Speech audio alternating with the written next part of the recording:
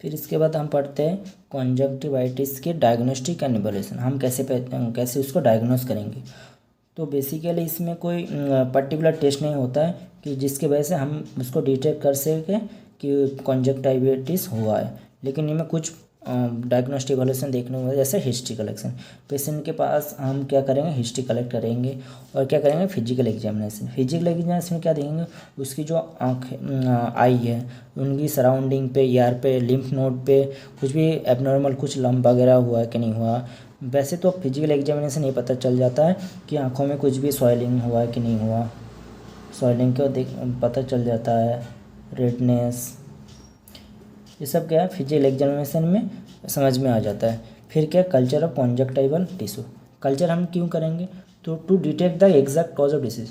तो कल्चर में हम क्या पता लगाते हैं कि एक जो भी सिक्रेशन वगैरह हो रहा है, water secretion, yellow secretion discharge हो रहा है कहाँ से, हमारी आई से, वहाँ पे हमें क्या पता चल जाए कि किस बैक्टीरिया की वजह से हो रहा है, बैक्टीरिया या वायरस के वजह से हो रहा है या एलर्जी की वजह से हो रहा है। तो ये कल्चर करने के बाद क्या होगा, ये कल्चर करने के बाद हमें पता लग जाएगा कि किस बैक्टीरिया के द्वारा हो रहा है, किस वायरस के द्वारा हो रहा है, या किसी एलर्जी कारण तो नहीं हो रहा है। तो इसलिए हमें क्या करना है, कल्चर ऑफ द कॉन्जक्टाइवल टिश्यू। अब हम देखते हैं कि मैनेजमेंट, एक पेशेंट को कैसे हम मैनेज कर सकते हैं। वो अगर हॉस्पिटल में एडमिट हुआ है तो हम कैसे उसको मैनेज करेंगे। पहले तो है कि washed I with normal saline. हमें क्या करना है, आई को क्या करना है, वॉश करना है। कैसे करना है, नॉर्मल सलाइन या वार्म क्लीन वाटर, फिर ठंडी करना है। फिर इसको क्या करना है, दिन में 3 बार यूज करना है, आँखों को वॉश करना है। वॉश कैसे करना है, एक रुई ले लिया, कॉटन लेके पानी में भिगो के, फिर उसकी आँखों के अंदर 4 बार इसको क्या करना है, वॉश करना है। तो ऐसे 4 बार, दिन में कितनी बार करना है, ऐसे 3 टाइम्स ए डे करना है। ऐसे आँखों को वॉश करने से क्या होगा, अंदर कोई भी अगर एलर्जी की वजह से जैसे धूल रह गया हो या बैक्टीरिया वगैरह रह जाए, तो उसको हम ऐसे नॉर्मल वाटर, नॉर्मल सलाइन या वार्म क्लीन वाटर से हम वॉश कर देंगे। दूसरा क्या है, एंटीबायोटिक आई ड्रॉप्स, जो मेनली यूज करते हैं मोक्सीफ्लोक्सासिन। मोक्सीफ्लोक्सासिन और क्या है, सिप्रोफ्लोक्सासिन, ये है मेन। सिप्रोफ्लोक्सासिन भी यूज कर सकते हैं। तो आई ड्रॉप्स में जो एंटीबायोटिक आई ड्रॉप्स है उसमें क्या है, आता है मोक्सीफ्लोक्सासिन और सिप्रोफ्लोक्सासिन। और ऑइंटमेंट में क्या है, ऑइंटमेंट टेट्रासाइक्लिन ऑइंटमेंट या ऑक्सी टेट्रासाइक्लिन ऑइंटमेंट हम यूज कर सकते हैं। ये हो गया एंटीबायोटिक, मतलब अगर कुछ भी बैक्टीरिया के द्वारा हो रहा है तो हम क्या आई ड्रॉप्स यूज करेंगे, मोक्सीफ्लोक्सासिन और सिप्रोफ्लोक्सासिन। और ऑइंटमेंट में है टेट्रासाइक्लिन। तीसरा क्या है, एंटीवायरल ड्रग, मतलब अगर कुछ भी वायरस के द्वारा, जैसे वायरस मैंने क्या बताया था, एडिनो वायरस के द्वारा हो रहा है, वायरस के द्वारा हो रहा है, तो हम क्या यूज करेंगे, एसाइक्लोविर, जो मेडिसिन आते हैं एंटीवायरल ड्रग जिसको कहते हैं, हम वहाँ पे। फिर क्या है, डू नॉट राब आई। राब आई क्यों, ऐसे राब क्यों नहीं करना है हमें, तो जो भी सिक्रेशन वगैरह रहेगा तो एक हाथ से क्या होगा, एक हाथ से दूसरे हाथ में अगर ताकि जा ना पाए, जैसे कॉन्टामिनेटेड हो जाता है। जैसे कोरोना में हमने देखा है कि अपने हाथों को नाक में माउथ में नहीं टच करना, तो ऐसा ही है कॉन्जक्टिवाइटिस में कि एक हाथों से दूसरे हाथ पर कांटेक्ट नहीं करना है। तीसरा क्या है, avoid contact lens. Contact lens क्या होता है, कोई पर्सन क्या करता है, अपनी आँखों में जो पावर लेंस का कम हो जाता है पावर, तो उनमें क्या करता है, एक्स्ट्रा लेंस, कॉन्टेक्ट लेंस लगाते हैं। तो उसको उस टाइम अवॉइड करना है पहनने से। अगर वो ज़्यादा आँखों में टच करेगा तो क्या होगा, वो वायरस हो या बैक्टीरिया हो, बाहर फैलने की चांसेस रहेगा।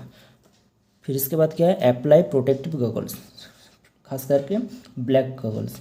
ब्लैक गॉगल्स क्यों यूज करना है, ताकि बाहर अगर वो किसी भी कहीं पे भी जा रहा है तो जो भी लाइट वगैरह आ रहा है, जैसे हमने पढ़ा था साइंस सिम्टम्स में, फोटोफोबिया हो रहा है। तो फोटोफोबिया क्यों हो रहा है, सेंसिटिविटी टू लाइट, लाइट में उसको सेंसिटिविटी ज़्यादा हो रहा है। तो लाइट की रोशनी अगर आंखों पे ज़्यादा आएगी तो ज़्यादा दिक्कत आएगी, इसलिए हमें क्या करना है, ब्लैक गॉगल्स पहनना है। लेकिन हमारी सोसाइटी में एक अफवाह रहती है कि ब्लैक गॉगल्स इसलिए पहनना है ताकि देखने से वो फैलता है, लेकिन ऐसा नहीं होता कि एक पर्सन अगर दूसरी पर्सन को दिखेगा तो यह डिसीज़ फैल जाएगा। काले चश्मा इसलिए पहनाते हैं ताकि क्या होता है, हमारी आँखों में हाथ बार बार ना जाए, और हमारे क्या होता है, लाइट से सेंसिटिविटी में भी प्रोटेक्ट कर सके। ये हो गया हमारी मैनेजमेंट। अब हम पढ़ते हैं प्रिवेंशन। प्रिवेंशन मतलब बचाव। जैसे हम लोग सभी जानते हैं prevention is better than cure. पहली पॉइंट क्या है हम देखते हैं, clean hand with soap water और सैनिटाइजेशन। इसमें क्या है, हमारे हाथों को क्या करना है, साफ करना है। कैसे करना है, सोप से, वाटर से, सैनिटाइजर से। क्यों करना, हमारे हाथों में बहुत सारे गंदगी रहता है, वो आँखों में जाके इन्फेक्टेड ना कर सके हमारी आँखों को। तो इसलिए हमको क्या करना पड़ेगा, हैंड को बार बार साबुन से, पानी से और सैनिटाइजर से क्लीन करना पड़ेगा। दूसरा क्या है, avoid to touch eye repeatedly. बार बार अपनी आँखों को टच नहीं करना है। अगर ज़्यादा बार बार उसको आँखों में ऐसे खुजली के टाइम ऐसे वो टच करने लगेगा तो क्या होगा, जो भी बैक्टीरिया है उसके हाथों में आ जाएगा, और उस हाथों से अगर किसी और चीज़ में वो किसी के साथ हैंड से कर रहा है तो उसके हाथों में फैल जाएगा। तो इसलिए अवॉइड टू टच रिपीटेडली। तो उसके बाद क्या है, do not share personal towel, hanky, bedsheet. और क्या कहना, हमें अपनी पर्सनल टॉवल को, हैंकी, कर्चिप, रुमाल को, बेडशीट को यूज़ नहीं करना, क्योंकि उसमें भी हो सकता है कि वायरस वगैरह रह जाए और उसको हम जो भी यूज करेगा उसका भी होने की चांसेस रह जाते हैं। और फिर क्या है, keep away from crowded place. भीड़ भाड़ इलाका से उसको दूर रहना है, ताकि भीड़ भाड़ इलाका से क्या होता है, अगर मान लो एक बाज़ार में भीड़ भाड़ इलाका है तो उनमें क्या है, एक मरीज है जिसको क्या है कॉन्जक्टिवाइटिस है, तो उसके हाथों में मान लो एक वायरस है, तो उस वायरस दूसरी भीड़ भाड़ पे जो भी लोग रहेगा उनमें भी ये फैलने की चांसेस रह जाता है। लास्ट में क्या है, do not fear contact with physician.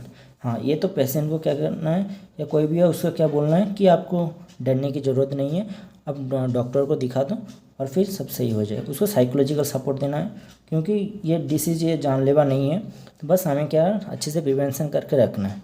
ये हो गया हमारे प्रिवेंशन। अब आता है एक घरेलू उपाय, जो क्या बोलता है कि apply on saliva specially at the time of morning. हमारे जो सुबह के टाइम खुद की जो सलाइवा होते हैं, ठीक है, उसको क्या करना है, सुबह के टाइम या बेड से जागने के बाद क्या करना, हमारी जो कॉन्जक्टिवा है आँखों में उसको उस पर अप्लाई करना है 3 to 5 टाइम्स ए डे। ऐसे अपने सलाइवा को अप्लाई करना, उससे क्या होगा, हमारे जो भी बैक्टीरिया वायरस होगा वो ग्रोथ नहीं कर पाएगा और कॉन्जक्टिवाइटिस ये सही से फैलेगा नहीं। तो इससे क्या है, ये है होम रेमेडीज़।